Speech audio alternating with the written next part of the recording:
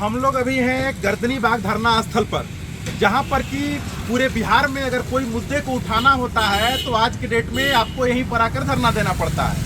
आज इसी जगह पर वार्ड सचिव लोग आए हुए हैं जो पूरे बिहार से आए हुए हैं। इधर में दिखाइएगा, पूरे बिहार से वार्ड सचिव लोग आए हुए हैं। इन लोग की जो नियुक्ति है वो कोई वोट दे करके नहीं हुई है। इन लोग अपने काबिलियत के बदौलत एग्जाम पास करने के बाद जो है चयनित होकर के फिर गए हैं विभाग में। लेकिन अभी जो है बिहार सरकार के द्वारा एक कौन सा नियम लाया गया है जिसमें कि ये बोला गया है कि आप लोगों को जो पुराने लोग हैं उन लोगों को हटा करके और नए लोगों को लाया गया है। जबकि बिहार में अगर कोई काम किया जाता है तो सबसे पहले वैसे लोगों को लिया जाता है जिसमें कि लिखा जाता है कि आपके पास 2 साल का 3 साल का एक्सपीरियंस है कि नहीं है, इसके बाद कोई काम को किया जाता है। लेकिन इन लोगों के साथ में एक अन्याय हुआ है जिसमें कि पुराने लोगों को हटा करके और सारे नए लोगों को ला करके भर्ती किया गया है, वो भी पैसा लेकर के। यही ना किया गया है, यही हुआ है। अब बताइए कि अब आप लोग यहाँ पर किस मांग को लेकर के आए हैं, ये एक बार हम लोग को बताइए। देखिए, सबसे पहले आपके चैनल को धन्यवाद दूंगा कि क्योंकि हमारे आवाज़ को आप प्रमुखता से उठाने का काम कर रहे हैं और आपके चैनल के माध्यम से मैं आपको मांग अपनी स्पष्ट करा रहा हूँ और सरकार को भी मैं अपनी मांगों से रूबरू कराते आ रहा हूँ लगातार निरंतर। कि हमारी जो मांग है, हमारी मांग है कि पत्रांक 7219 का जो लेटर जारी किया गया है वो बिल्कुल नियमावली का विरोध है। नियमावली में ऐसा कहीं भी नहीं लिखा है कि ये जो पुराने हैं उनको हटा करके नए सिरा से दूसरे को लाने की। सबसे पहले दूसरी बात मैं बता दूं कि स्पष्ट रूप से जो है जहां पर एजुकेशन मांगा जाता है वो हम लोगों का 10वीं पास का बेस पर लिया गया और उसमें चयनित किया गया है, चुनाव नहीं किया गया। भले हम लोग वार्ड सभा से ही आए हैं उसमें, लेकिन एजुकेशन लगा तो वो सेलेक्टेड हुआ है, इलेक्शन वाला नहीं है, सिलेक्शन वाला है। तो उसके बाद जब आपको हर एक वार्ड में एक वार्ड सचिव की ज़रूरत है ही, तो फिर हम लोग जो 5 साल के अनुभवी है वो भी बिना किसी मानदेय का हम लोग काम किए हैं। जरा विचार कीजिए महोदय, जो सुप्रीम कोर्ट का जो आदेश स्पष्ट जारी है कि जो किसी भी सरकारी हो या प्राइवेट हो जिसमें 240 दिन तक वर्क कर लेता है, उस प्राइवेट हो या सरकारी में उनको अस्थायी कर्मी माना जाता है। तो ऐसा आपने नहीं किया। बेजाब्ते मानदेय वगैरह देने की बजाय एक लेटर जारी करके पत्रांक 7219 का जारी करके हम लोगों को पद से बेदखल कर देना, ये बहुत निंदनीय बात है। और इतना ही नहीं, और नए सिरे से जो बहाली करने की प्रक्रिया दिया उसमें हर एक वार्ड में भाईचारा को तार तार कर दिया गया और वापस में महाभारत छिड़ गया। कितने लोगों की जान गई, कितने का सर फूटा, कितने लोग जेल गए। ये जो महाभारत छेड़ा गया ये आपका कानून का विरुद्ध है। तो मैं निवेदन करूंगा कि पत्रांक 7219 को लेटर को निरस्त करते हुए अनुभव एवं कार्यकुशलता के आधार पर पुराने ही वार्ड सचिवों को फिर से लिखित रूप से कार्य करने की अनुमति प्रदान की जाए। अच्छा, अभी जो नए वार्ड सचिव को लिया जा रहा है उसमें क्या प्रक्रिया करने के लिए क्या क्या मांग की गई? उसमें कंडीशन यही रखा और लेकिन उसमें 2 साल कर दिया।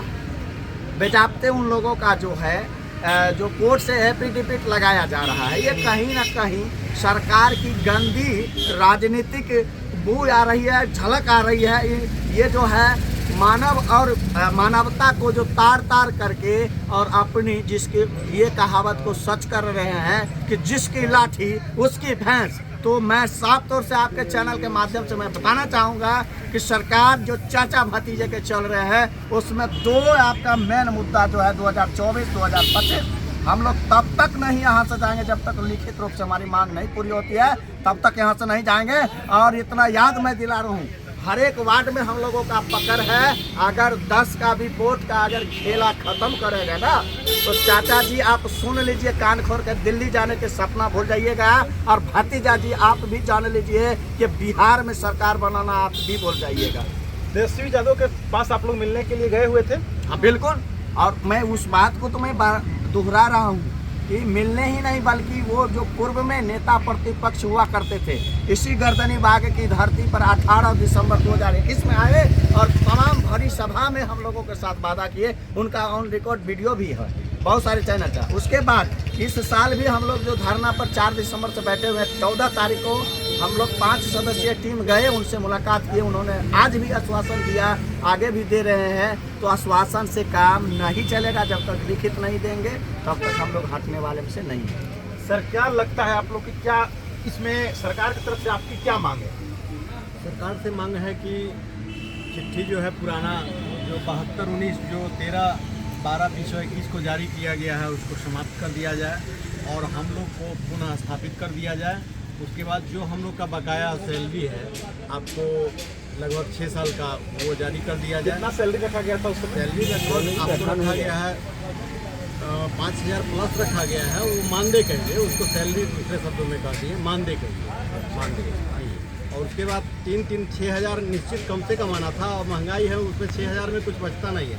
जबकि हमारे संघ से लोग तो 8-9 हज़ार ही मात्र मांगे, 9 हज़ार ही मांगे थे। बहुत बड़ी बात नहीं है। और दूसरा जो है वर्तमान जो मुख्यमंत्री जी हैं वो आए थे गर्दनी बाग में और बोले कि हमारी सरकार आती है तो आप लोग को अस्थायी कर देंगे। तो अब तो सरकार में है, अब तो अस्थायी कर ही सकते हैं, इसमें कहाँ कोई दिक्कत है। अब वो भी तो नहीं ना पलटू जाके से पलट गए हैं। पलट रहे हैं तो अभी हमारे भाई साहब बोले ना कि फिर हम लोग भी पलट जाएंगे। हम लोग भी अगर हर वार्ड में हैं तो 10 आदमी इजीली है। अब वो जो खेल जो है ना 24 और 25 का जो गणित है विधानसभा और लोकसभा, उसमें भी एकदम हम देख लेंगे। तो क्या लगता है आप लोग को, सारे लोगों को, कि होना चाहिए कि नहीं होना चाहिए? होना चाहिए, होना चाहिए। कोई नारा भी है क्या इसके लिए? अरे जोर जुलुम के टक्कर में आवाज दो हम एक है, झूठी आश्वासन नहीं चलेगी, डॉक्टर रंजीत कुमार होश में आओ, राज निर्देशक होश में आओ, हमारी मांगे पूरी करो, आवाज दो हम एक है, वार्ड सचिव संघ जिंदाबाद।